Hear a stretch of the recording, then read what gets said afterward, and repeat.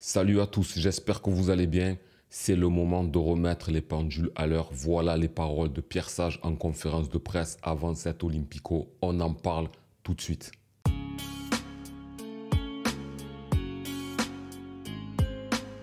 Les gars, j'espère que vous allez bien, que vous avez la forme. Moi, ça va, tranquille. On est excité par le match qui nous attend. L'OM se déplace à Lyon. On sait que c'est un des matchs de la saison qu'on attend parce qu'on a une rivalité avec ce club depuis quasi maintenant une vingtaine d'années. Et c'est un match qui nous plaît généralement. Et aujourd'hui, on a la possibilité d'effectuer un gros match. En tout cas, c'est tout ce qu'on espère. On va essayer de voir ça. Ce match est un tournant pour les deux équipes. Déjà, en ce qui concerne l'OM, le tournant, c'est quoi? C'est d'essayer de battre Lyon, qui est quand même, malgré son classement, encore considéré comme un concurrent. Donc, c'est une équipe qui a montré l'an dernier que c'était une formation en réaction qui était capable de remonter dans le championnat. Donc, il ne faut pas les enterrer si tôt que ça. Donc, ça va être une partie pas facile à jouer. Quand on se rend compte des statistiques, lors des 10 dernières rencontres en championnat, on n'en a gagné qu'une seule. Donc ça ne va pas être joué d'avance, même si on est supposé favori au début des championnats respectifs des deux équipes. Donc pour nous, ça va être encore une fois un vrai test. Alors à chaque match, on dit que c'est un vrai test. Brest, c'était un vrai test parce que c'était une équipe qui avait fini deuxième l'an dernier, que c'était à l'extérieur. Au final, on les a battus. Nice, c'était un test parce que c'est aussi un concurrent et un prétendant direct. C'est un derby du Sud. On sait qu'ils ne sont pas faciles à vaincre chez nous. L'an dernier, on a fait un match nul. Au final, on les a battus. Pas de manière aisée, mais en proposant un clean sheet et du jeu quand même. Avec un super but à la clé de Luis Enrique et même celui de Mopé était beau. Et par la suite, Nice, ils en ont planté 8 à Saint-Etienne hier soir. Donc, on peut se dire que l'OM, les tests les a déjà effectués. Lyon, de leur côté, ça va être un test pour eux de voir s'ils sont véritablement dans le renouveau dont parle Pierre Sage. Parce que Lyon, quand on regarde leur début de saison, ils ont commencé comme l'an dernier. Ils ont enchaîné les défaites. Ils ne produisaient pas de jeu. Ils commençaient à être en crise.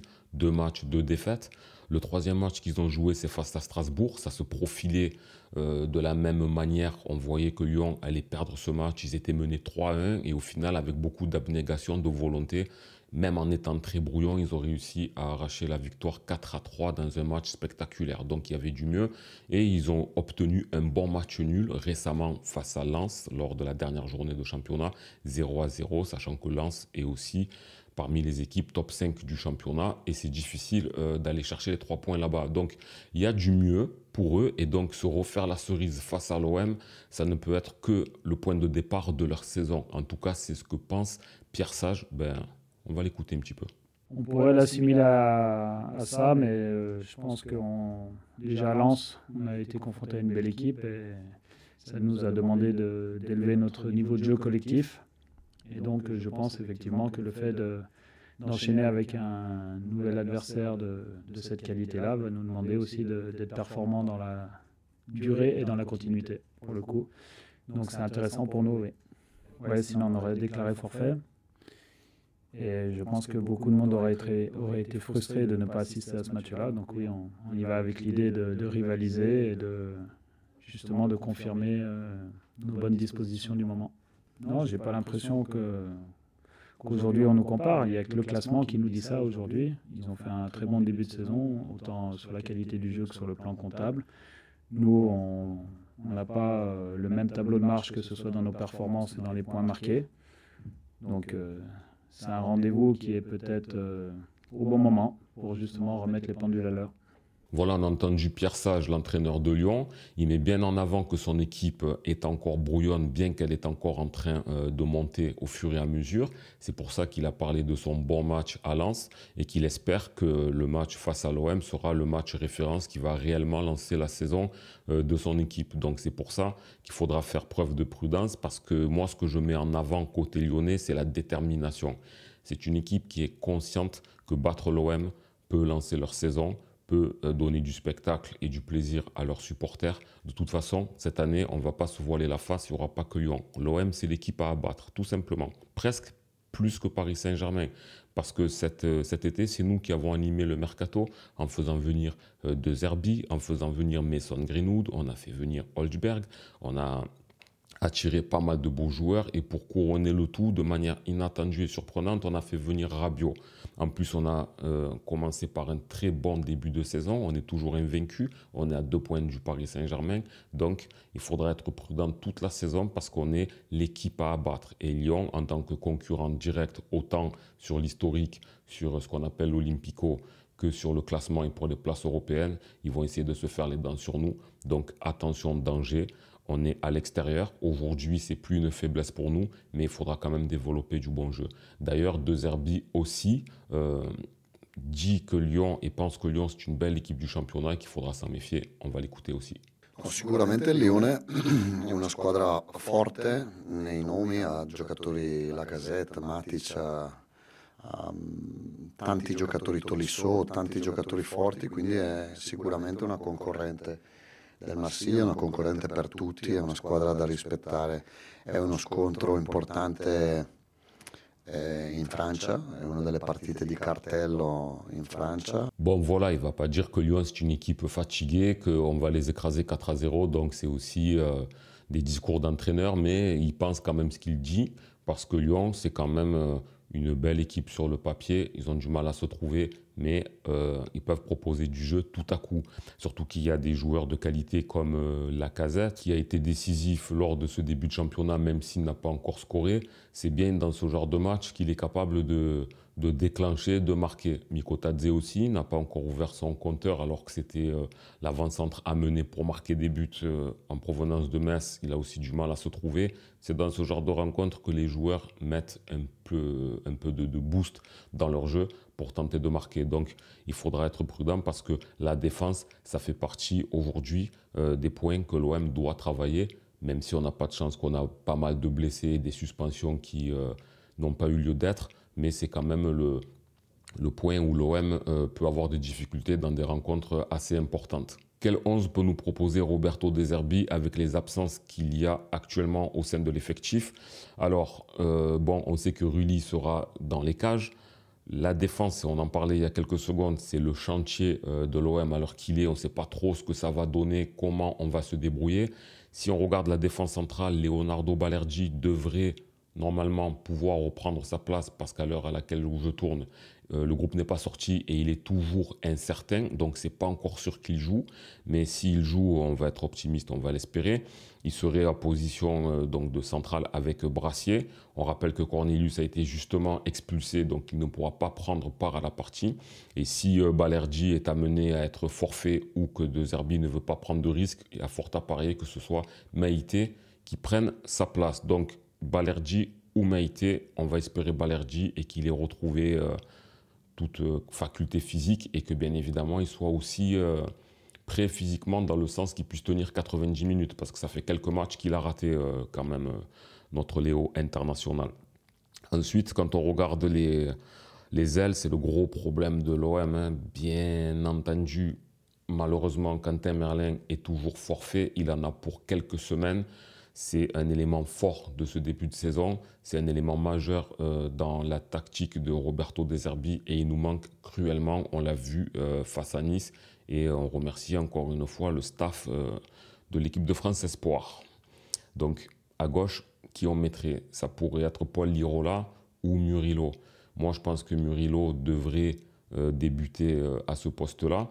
Contre Nice, ma foi, il n'a pas été exceptionnel. Je ne trouve pas qu'il ait apporté énormément, mais il n'a pas été vraiment dégueulasse non plus.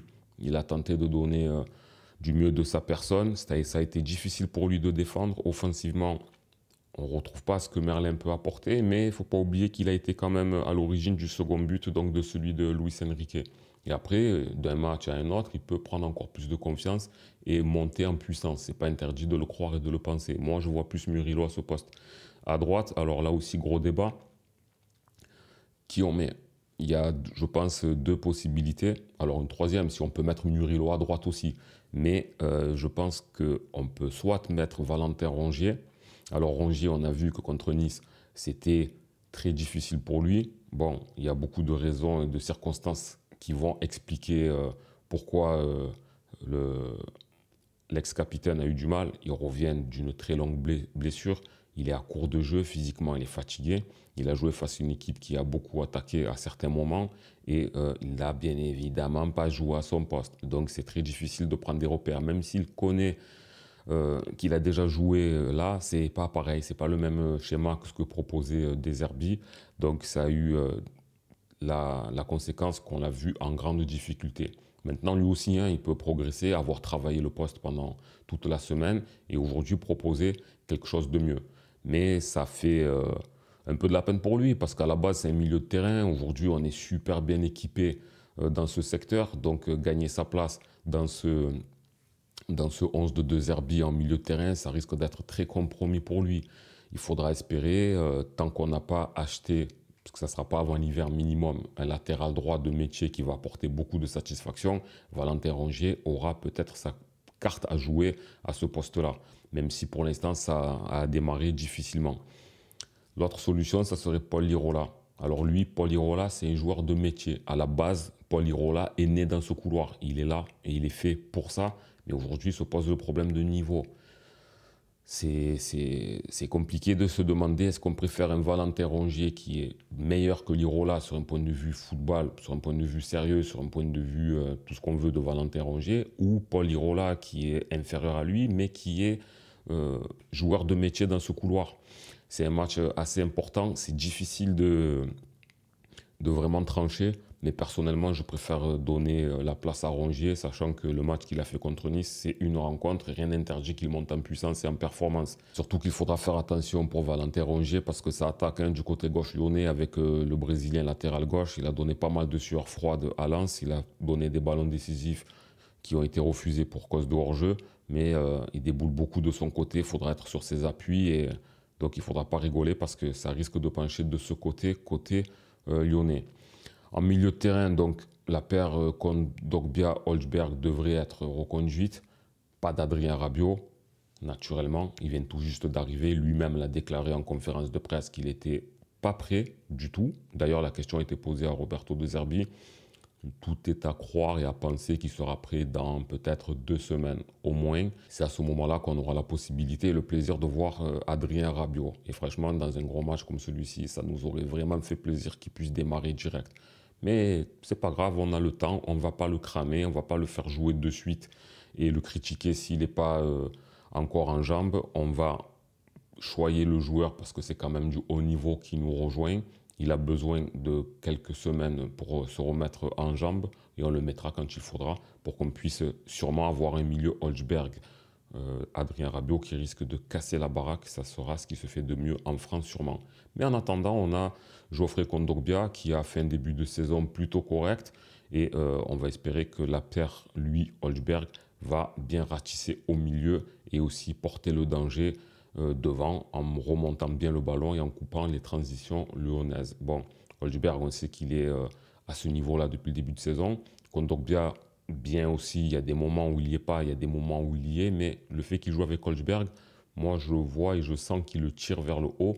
Donc aujourd'hui, c'est quand même bien qu'il soit là. En attendant Adrien Rabiot. Milieu de terrain, alors j'ai vu des débats sur Internet. Il y en a beaucoup qui pensent que Koné va jouer. Moi, je ne suis pas trop de cet avis. Alors qu'il va jouer peut-être, mais pas démarrer le match. Moi, je pense que Roberto De Zerbi ne va pas prendre de risques et continuer à mettre Amin Harit pour plusieurs raisons. La première, c'est que Harit, c'est le genre de match fait pour lui. C'est un match où il y aura des espaces. C'est dans ce moment-là où quand il récupère le ballon, qu'il faut se retourner vite et repartir balle au pied, c'est une des qualités de Amin Harit. Ensuite, comment le sortir, sachant que même si Amin Harit joue bien au ballon, qu'il a encore quelques déchets, il y a des moments où on ne le trouve pas pendant la rencontre, mais il a des stats. Il a marqué des buts, il donne des ballons, il est présent dans beaucoup d'actions, il est décisif. Donc comment et pourquoi le retirer ? Ça serait vraiment injuste, sachant que Koné, même si on est hypé par lui, que c'est un joueur très prometteur qui a démontré déjà dans le match de préparation qu'il a fait avec l'OM et dans son entrée qu'il est très technique, qu'il est capable de casser des lignes et d'apporter beaucoup, mais il va falloir qu'il prouve à l'OM. Tu ne pousses pas un Harit comme ça sur le banc. Ça va être au fur et à mesure. Pour que Koné prenne la place d'Harit, perso, moi je pense qu'il faudrait que Amin Harit sorte à la 70e minute, C'est un exemple dans ce match-là ou dans les matchs suivants. Et lorsqu'il reste 20 minutes, si Harit n'a pas fait la différence, que Koné rentre et apporte quelque chose en plus, ben ça pourra permettre à De Zerbi de se poser la question lors des entraînements et de peut-être inverser la tendance au fur et à mesure. Mais à l'heure qu'il est, ça serait étonnant de voir Harit sur le banc et de voir Koné débuter. Même si Koné est un très bon joueur, mais Harit connaît Lyon, il connaît l'OM, il connaît le championnat. Et dans un match ultra important comme ça, tu ne lances pas un jeune qui n'a pas débuté une seule fois titulaire de la saison. À gauche, Enrique. On ne va même pas trop s'attarder sur lui. Pourquoi l'enlever, sachant que c'est un des meilleurs joueurs de l'OM, en tout cas une des très très belles surprises. Il marque des buts, il donne des ballons, il a une belle explosivité. Il a un très bon comportement dans le sens où tu vois qu'il est comme un poisson dans l'eau. Il se régale, donc on va espérer que dans ce match-là, il continue et qu'il apporte une passe décisive, un but, ce qu'il veut, mais ce qu'il fait depuis le début de saison. Donc Enrique, bien évidemment, à gauche. À droite, Mason Greenwood. Alors Greenwood, lors du dernier match, on a eu du mal à le trouver parce que les ailes ont été bien muselées. Il y a eu pas mal de difficultés aux joueurs anglais de s'exprimer. Donc il a eu des frappes un peu forcées, des passes qui étaient mal ajustées. Il y avait un peu d'agacement rapidement. Donc c'est dans ce genre de match où on l'attend. Bon, c'est un des meilleurs joueurs du championnat, le meilleur joueur de l'OM depuis le début de saison avec Holzberg. Donc c'est un joueur qui est capable de casser des reins, de faire des grosses différences.